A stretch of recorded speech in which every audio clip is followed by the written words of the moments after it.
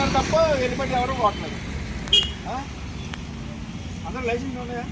Driving licence ఉన్నాయా?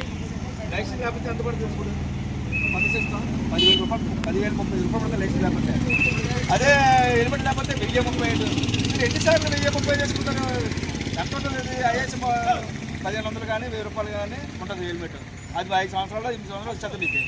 అది కొనలేక మీరేంటి నాకు అర్థం లేదు. డైలీ మీరు కేసు చేస్తున్నాం, మరి మీరు మానట్లేదు. License license compulsory, helmet compulsory, insurance compulsory ఉండాలి.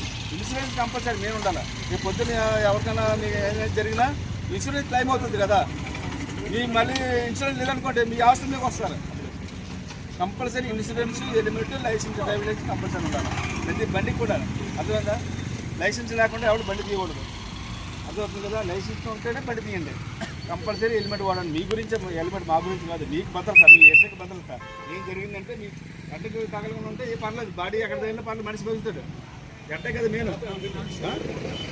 ఎడ్డ మీరు చెప్తున్నప్పుడు రోజు డైలీ కేసులు కొడుతున్నా సరే మీరు హెల్మెట్లు వాడలేదంటే నాకు అర్థం లేదు.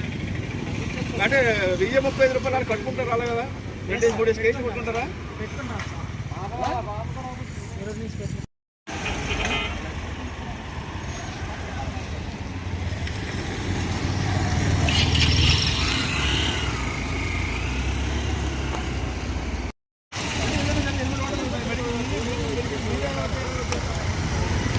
మీరే కదా ఇలా అవుతుంది.